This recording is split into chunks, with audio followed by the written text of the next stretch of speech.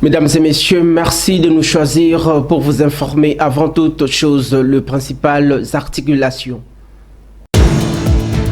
Le président congolais Félix-Antoine Tshisekedi Tshilombo est arrivé à Washington, aux États-Unis d'Amérique, pour discuter avec l'administration américaine sur l'accord de paix signé entre la RDC et le Rwanda sous sa médiation, de précision dans ses journaux. En politique, sachez que Martin Fayulu Madidi, Délice Sanga, Moïse Katumbi et Joseph Kabila Kabange exhortent instamment les responsables des initiatives de l'Union africaine, Doha et Washington à apporter un appui résolu à l'initiative du tandem Senko et l'ECC qui œuvre dans un esprit de synergie. En marge de la célébration ce jeudi 1er mai 2025 de la Journée internationale de la fête du travail, en RDC, le ministère du Travail et de l'Emploi a annoncé que cette journée sera chômée et payée sur l'ensemble de l'étendue nationale.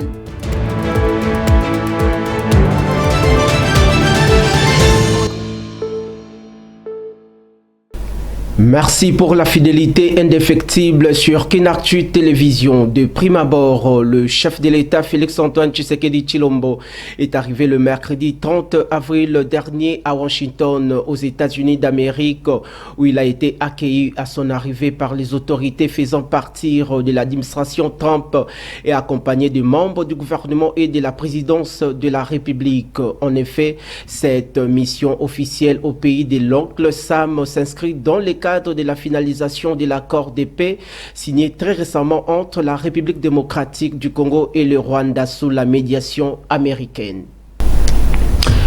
En politique, les opposants congolais dont Martin Fayulu Madidi, Moïse Katumbi Tshapwe, Délice Sanga et Joseph Kabila Kabange signent une déclaration politique conjointe relative à la situation sécuritaire qui secoue l'Est de la République démocratique du Congo. Poursuivons dans ce même registre sécuritaire de l'Est de la République démocratique du Congo. Retenez que les forces régulières de la République démocratique du Congo et leurs alliés Wazalendo ont neutralisé dans la matinée de ce jeudi 1er mai 2025 dans les deux quartiers de la ville d'Uvira dans la province du Nord Kivu un groupe de rebelles du M23 et de l'AFC. Esther Kabanga nous en dit plus. C'est depuis la soirée d'hier qu'on a assisté au déploiement massif de militaires FARDC à Kakombe et Kasinga. Et depuis ce matin, les échanges et tirs avec les Wazalendo ont commencé. Vers 10h juste local, les échanges des tirs ont cessé au centre-ville, mais se poursuivaient dans les collines entourant la ville d'Uvira. Il y a presque une semaine, les deux partenaires se sont affrontés à Uvira, ville devenue siège des institutions provinciales après la prise de Bukavu par l'AFC M23 le 15 février. Les raisons de ces affrontements sont notamment le contrôle et la gestion de certaines positions dans la ville et ses environs d'après différentes sources. Vu l'urgence et la nécessité en République démocratique du Congo, tout en tenant compte des enjeux sécuritaires de l'ère de la partie orientale du pays, le garant de la paix et du bon fonctionnement des institutions de la République, Félix-Antoine Tshisekedi Tshilombo s'appuie particulièrement sur le front diplomatique, notamment les négociations de Doha, les processus de paix de Luanda dans le but de ramener la paix dans l'est de la RDC. Revenons sur l'affaire Bokangalonzo en République démocratique du Congo. Le speaker de la Chambre basse du Parlement, Vital Kamerhe, invite le président de la Cour constitutionnelle, Dieudonné Kamuleta, à pouvoir constater l'immunité parlementaire du député national Augustin Matata Ponyo Mapon et de demander au procureur général près cette juridiction de surseoir toute poursuite. Regardez.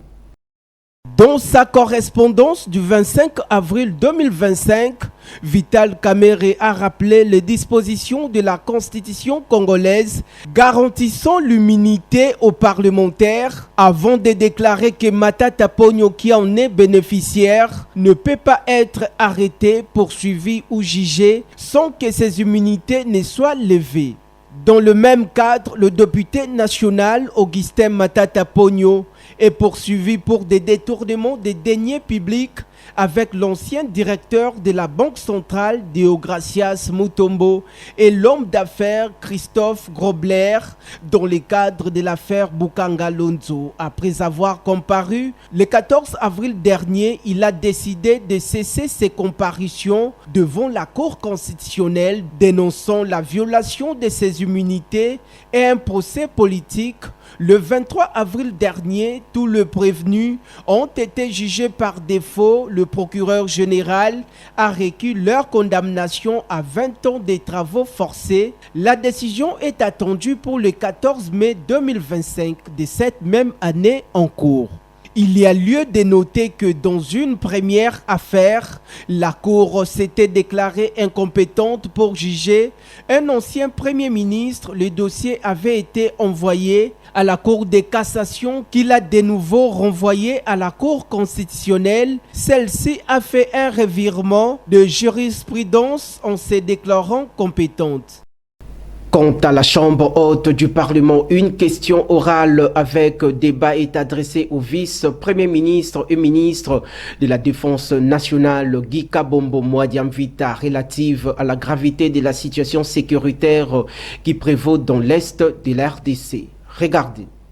Je viens de déposer une initiative parlementaire, c'est-à-dire une question orale avec débat adressée au vice-premier ministre, ministre de la Défense.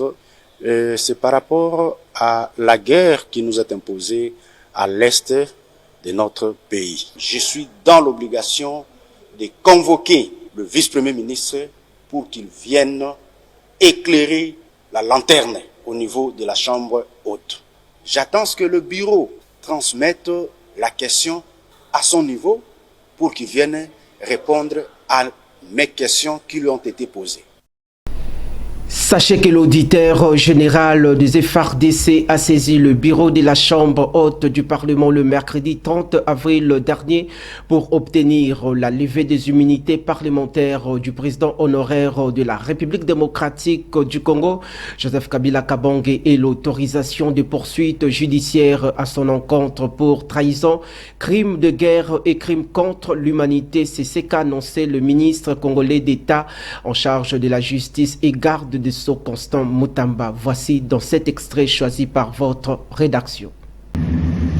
Je viens vous annoncer ce jour, en qualité de garde des Sceaux de la République et ministre de la Justice de la République démocratique du Congo, que l'auditeur général des FARDC a déposé ce 30 avril 2025 auprès du bureau du Sénat congolais le réquisitoire tendant à obtenir l'autorisation de poursuite, mais aussi de levée d'immunité contre l'ancien chef d'État, mais en sa qualité de sénateur à vie, M.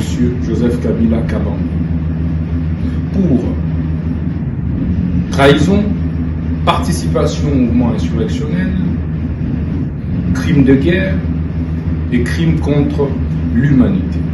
Ce, sur la base de l'injonction que nous lui avons adressée, étayer des preuves tangibles et irréfragables sur sa participation directe dans les massacres et crimes qui sont perpétrés quotidiennement dans la partie est du pays, notamment dans la province du Nord Kivu, dans la province du Sud Kivu. Dossier perquisition de la ferme Futuka de Moïse Katumbi Chapwe. Parlons-en ensemble pour la République. La coordination de la province du Haut-Katanga hausse le ton sur cette affaire, laquelle elle exige une justice équitable tout en tenant compte de l'esprit de la constitution du pays. Suivez.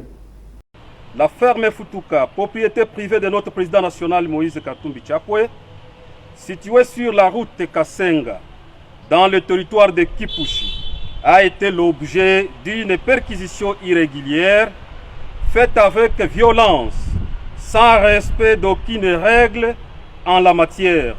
Déjà la veille de cette perquisition, Une impressionnante et inopportune présence militaire a été enregistrée dans l'enclos de la dite ferme, rendant ainsi impossible le déroulement normal de toutes les activités. En ce moment où notre cher pays, qui est en état d'équilibre sécuritaire, très instable et plus que jamais sur le fil du rasoir, dans sa partie orientale, a grandement besoin de l'union et de la solidarité de tous ses fils et filles. Le régime de l'union sacrée, éteignoir de la démocratie, aggrave la situation, en portant atteinte aux biens privés de ses opposants politiques, afin de les rendre dociles pour bien les soumettre à son dictat. Ensemble pour la République, face à toutes ces provocations délibérées qui violent intentionnellement les prescrits de l'article 34 de notre Constitution, exige l'arrêt immédiat et définitif de toutes ces vexations qui ne font que mettre le feu aux poudres en accentuant les divisions dans le pays. À l'occasion de la journée internationale du travail célébrée chaque 1er mai, le ministre de l'Emploi et du Travail, Ephraim Akwakwa Anametou, a annoncé que cette journée sera chômée et payée sur toute l'étendue de la République démocratique du Congo. À cette occasion, le patron de l'Emploi et du Travail a lancé le message à toute la population congolaise pendant cette période marquée par la crise sécuritaire dans l'Est de la République démocratique du Congo. Suivez. Mesdames et messieurs les travailleurs, mesdames et messieurs les employeurs, chers compatriotes, nous voici en national du travail qui m'offre une agréable opportunité de rendre hommage à tous les travailleuses et travailleurs qui œuvrent inlassablement à la construction jour après jour d'un pays plus fort, aspirant au progrès, une nation encore plus unie et plus solidaire. C'est l'occasion choisie pour remercier tous les acteurs du monde du travail pour leur dynamisme et la pugnacité dans l'effort du rayonnement de notre pays. Il y a plus de 30 ans que notre pays fait face à une agression injuste à l'Est, imposée par le Rwanda et ses supplétifs AFC M23. Vous vous êtes illustrés par une résilience, une solidarité et un patriotisme sans lesquels on ne parlerait peut-être plus de la RDC dans sa forme actuelle. C'est juste pour honorer cette résilience qu'aux premières quinzaines du mois de mai 2025, les acteurs du monde du travail seront décorés de médailles de mérite civique pour les bons et loyaux services à la nation. Une première expérience que nous comptons pérenniser. Dans le même ordre d'idées, en ce 1er mai consacré à la journée internationale du travail, en effet focus sur le droit des travailleurs face à l'essor discret mais puissant de l'intelligence artificielle dans le monde professionnel actuel. Suivez ces commentaires de votre rédaction. Selon plusieurs études, l'intelligence artificielle permettrait de réduire 30 à 40% les temps passés sur certaines tâches précises. En clair, plus de productivité pour les salariés, plus de valeur ajoutée au final, des avantages, des richesses, d'après des travaux menés par des chercheurs de HEC, selon une source de médias. L'usage de l'AIA générative permettrait d'économiser 112 heures de travail par an, soit plus de 3 semaines, notamment sur des tâches administratives ou créatives comme la rédaction d'emails ou la création de systèmes, mais cette amélioration ne profite pas toujours pleinement aux entreprises. Près de 7 salaires sur 10 qui utilisent l'IA préfèrent ne pas dire à leur hiérarchie. Poursuivons ce journal par cette information. Le chef de la délégation du Comité international de la Croix-Rouge, en sigle CICR, parle des attentes de la part de cette organisation dans le cadre de l'opération d'acheminement volontaire de la ville volcanique de Goma, chef-lieu de la province du Nord Kivu, de militaires congolais cantonnés dans le base de la MONUSCO. Suivez dans ces détails. Le 30 avril, le Comité international de la Croix-Rouge a lancé une opération visant à transporter plusieurs centaines de militaires appartenant au FARDC et des membres de la PNC, la police nationale congolaise, des armées de Goma à Kinshasa. Elles seront accompagnées de certains membres de leur famille. Cette activité conduite par le CICR en tant qu'intermédiaire neutre l'a été à la demande expresse du ministère de la Défense, ainsi que de la MONUSCO et de l'Alliance Fleuve Congo M23. Cette opération pour le CICR vise à réduire les tensions et à protéger les communautés déjà fort meurtries par les événements qui ont affecté la région de Goma. Ces convois sont effectués sur une base volontaire et nous comptons également sur les engagements pris par ces trois acteurs de garantir protection et sécurité durant toute l'opération en vue de conduire à son plein succès. Sport à présent, les Léopards U20 de la République démocratique du Congo entament leur campagne à la CAN Égypte 2025 dans un groupe particulièrement relevé aux côtés du Sénégal, champion en titre, du Ghana, habitué des performances en catégorie jeunes et de la République centrafricaine. Voici dans ces commentaires de votre rédaction. Les tirages au sort placent le jeune Léopard face à un défi de taille. Le Sénégal tenant du titre et les Ghana, fort de son expérience continentale, représentant deux adversaires redoutables. Toutefois, la RDC peut s'appuyer sur une préparation solide, marquée notamment par une victoire convaincante, 2-0 contre Tunisie en match amical. Sous la direction du sélectionneur Guy Boukassa, l'équipe affiche une cohésion prometteuse et une volonté claire de surprendre plusieurs jeunes talents, évoluant dans deux clubs européens et locaux, apportant une nouvelle dynamique au collectif. L'encadrement technique insiste sur la discipline tactique, la combativité et l'envie de représenter fièrement le couleur national. Le premier match contre les Ghana, prévu ce vendredi demain à 20h au stade de Suisse, sera un test crucial. Un bon résultat de cette entrée en lice pourrait non seulement booster le moral de troupes, mais aussi faire taire le spectacle, car au-delà du talent, c'est son l'unité, le tas d'esprit et l'envie de marquer l'histoire qui feront la différence. La RDC a tout gagné dans ces tournois, en jouant sans complexe, avec cœur et détermination. Les Léopards I-20 peuvent non seulement sortir du groupe de la mort, mais aussi réécrire leur parcours dans la mémoire du football africain. Sport, toujours d'une discipline à une autre. En boxe international, Martin Bakole Ilunga, boxeur congolais évoluant dans la catégorie des poids lourds, continue de se faire un nom sur la scène sportive internationale après avoir remporté 21 de ses 23 combats professionnels, dont 16 par KO. À ce sujet, ce dernier se prépare en conséquence pour un duel crucial contre le boxeur nigérian Efe Ajagba, prévu pour le 3 mai 2025 à Riyad, en Arabie Saoudite. Ce précieux combat pourrait marquer un tournant décisif dans sa carrière après une défaite contre Joseph Parker au mois de février dernier de cette année en cours.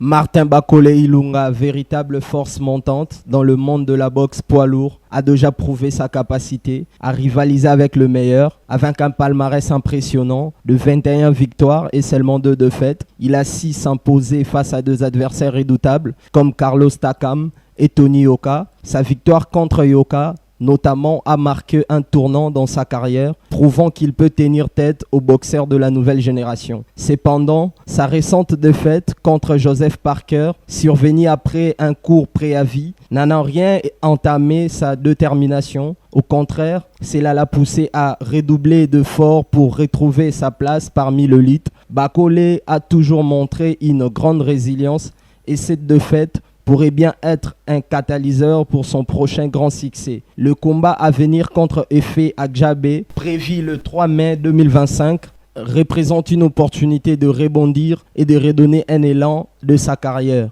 Adjabé, quant à lui, il est un boxeur redoutable, connu pour sa puissance de frappe, ce qu'il fait de ces duels un affrontement entre deux forces brites de la catégorie de poids lourd. La confrontation s'annonce explosive et Bakole devra faire preuve de stratégie, de résistance et d'agilité pour déjouer la puissance de son adversaire. Ce sera un test décisif pour Bakole et une victoire pourrait bien le propulser vers de nouveaux sommets. En attendant, tout le regard seront tournés vers ce combat, car une fois de plus, Bakole devra prouver qu'il est prêt à tout pour décrocher la gloire dans le monde de la boxe.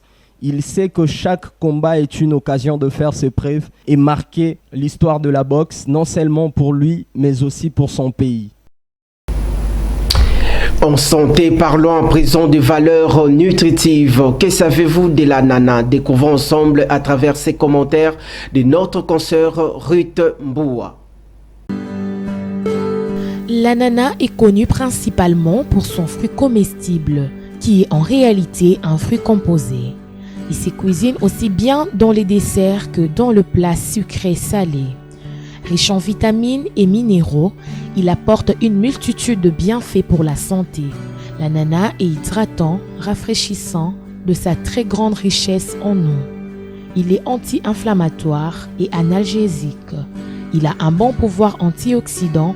Ils peuvent contribuer à prévenir l'apparition de plusieurs maladies, entre autres le cancer, les maladies cardiovasculaires et diverses maladies chroniques, en neutralisant le radicaux libre du corps. Il est une source de manganèse et de cuivre. Il est riche en vitamines B1, B6, C, vitamine A, les folades, les fer, les sodium, les calcium, les potassium. Il favorise la circulation sanguine et diminue le risque de maladies cardiovasculaires. L'ananas a une action bénéfique sur la digestion de protéines et non de graisses, contrairement aux idées reçues grâce à la broméline qu'il contient. Avant d'éclore cette grande édition d'information, sachez qu'en météorologie, demain le vendredi 2 mai 2025, dans la ville-province de Kinshasa, il y aura de belles éclaircies. La température dans la capitale congolaise sera de 23 degrés Celsius, mais la température ressentie sera plus chaude, soit 25 degrés Celsius. La force du vent oscillera aux alentours de 5 km par heure, tandis qu'à l'après-midi, il y aura un beau soleil car la température atteindra les 32 degrés Celsius, mais la température ressentie sera plus chaude, soit 37 degrés Celsius. Et enfin, dans la soirée, il va pleuvoir. Sachez que la température ressentie sera plus chaude, soit 28 degrés Celsius.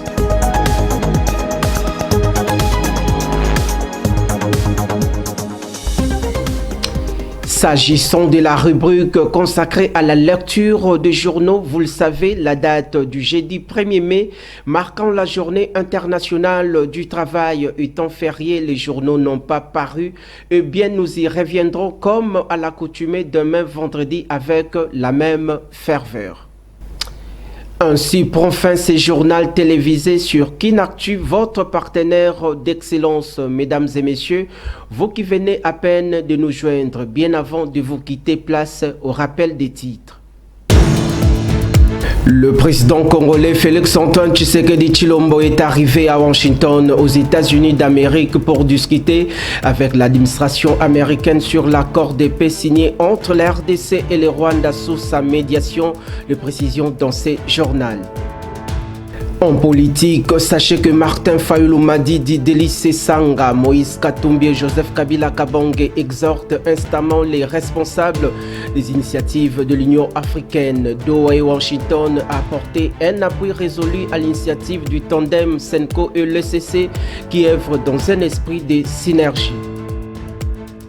En marge de la célébration ce jeudi 1er mai 2025 de la journée internationale de la fête du travail, en RDC, le ministère du Travail et de l'Emploi a annoncé que cette journée sera chômée et payée sur l'ensemble de l'étendue nationale.